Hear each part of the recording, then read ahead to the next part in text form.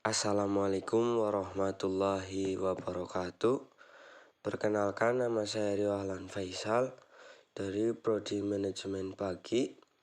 Di sini saya akan memenuhi UTS Teknik Peramalan tentang tren peramalan jangka panjang.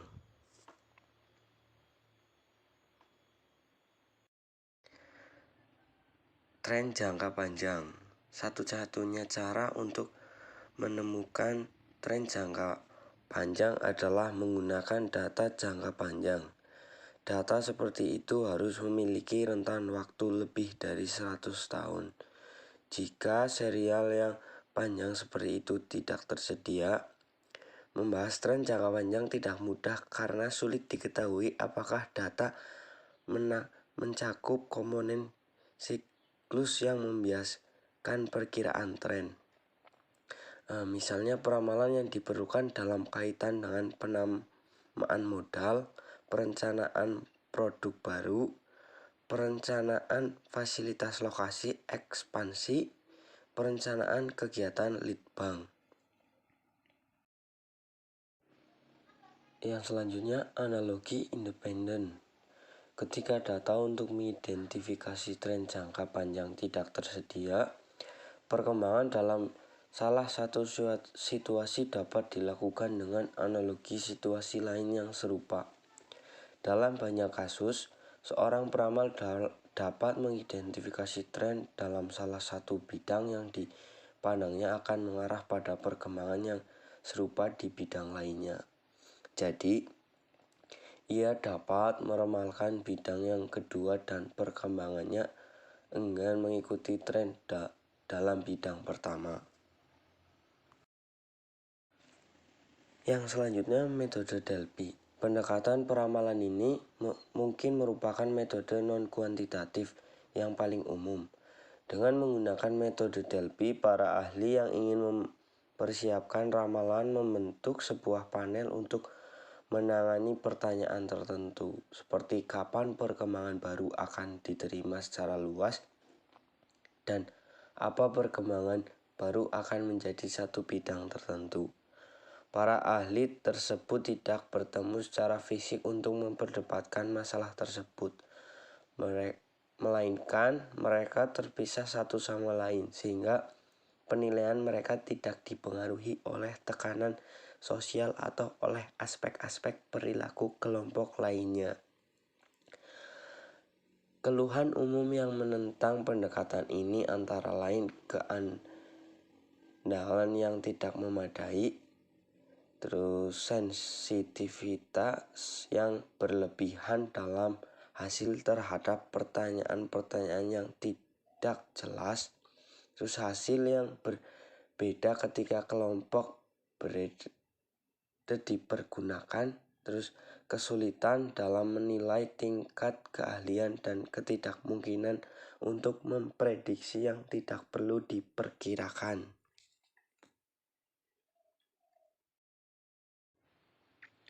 Yang selanjutnya, metode pohon relevansi. Pendekatan ini berasal dari teori keputusan dan pembentukan pohon keputusan untuk membantu pengambilan keputusan dalam memilih arah tindakan terbaik dari sejumlah alternatif. Metode pohon relevansi menggunakan gagasan teori keputusan untuk menilai sasaran masa mendatangkan dan memilih bidang-bidang teknologi yang memerlukan pengembangan untuk mencapai sasaran-sasaran tersebut. Metode peramalan kualitatif ini sebenarnya bersifat interaktif dengan perencanaan yang dipengaruhinya, sementara bidang kritis tersebut diidentifikasi.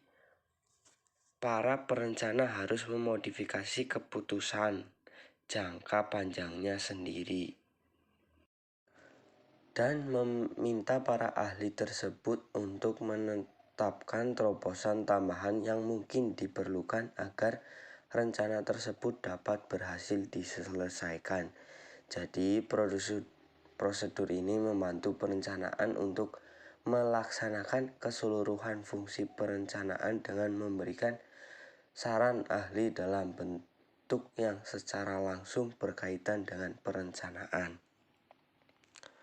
Yang selanjutnya, metrik dampak silang. Metrik dampak silang menggambarkan dua jenis data untuk perkembangan yang mungkin di masa mendatang. Jenis pertama memperkirakan probabilitas bahwa setiap perkembangan akan terjadi dalam periode waktu tertentu di masa mendatang. Jenis kedua memperkirakan probabilitas bahwa terjadinya salah satu perkembangan yang mungkin terjadi tersebut akan mempengaruhi kemungkinan terjadinya setiap perkembangan lainnya.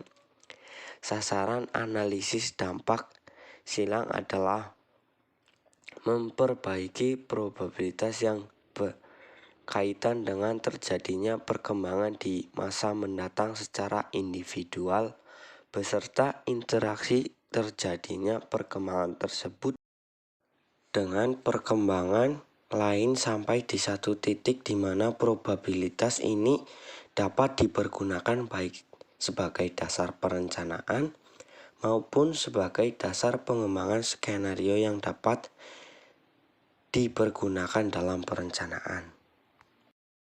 Yang selanjutnya, peramalan peran. Dalam ilmu sosial, ramalan dapat mempengaruhi kejadian yang diramalkan dan dengan demikian ramalan tersebut dapat dengan sendirinya dipenuhi atau tidak dipenuhi. Dalam kasus-kasus demikian, terutama ketika disertai konflik, seperti dalam situasi negosiasi atau persaingan, pendekatan permainan peran dapat meningkatkan akurasi peramalan. Permainan peran ini mengharuskan individu-individu atau kelompok untuk memainkan peran tertentu dan berinteraksi dengan individu atau kelompok lain yang memainkan peran yang berbeda. Yang terakhir, futuribles dan la prospektif. Pendekatan ini memandang masa depan sebagai sesuatu yang terdiri dari berbagai alternatif dan ketidakpastian. Masa depan itu sendiri belum ditulis, tetapi tetap akan diformulasikan menurut tindakan berbagai aktor yang terlibat, yang masing-masing memiliki kekuatan yang tidak setara dalam mempengaruhi penentuan masa depan. Pendekatan ini menganggap bahwa masa depan harus dipandang sebagai cara untuk memahami masa lalu.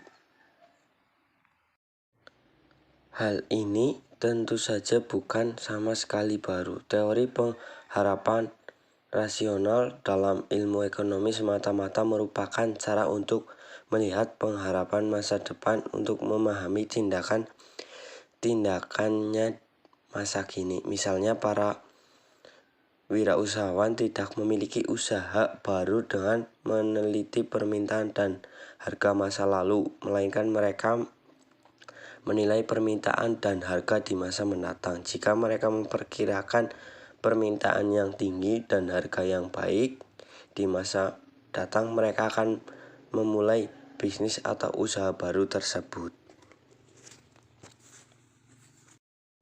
Sekian penjelasan dari saya. Mohon maaf bila banyak kesalahan atau keliruan dalam penyampaiannya.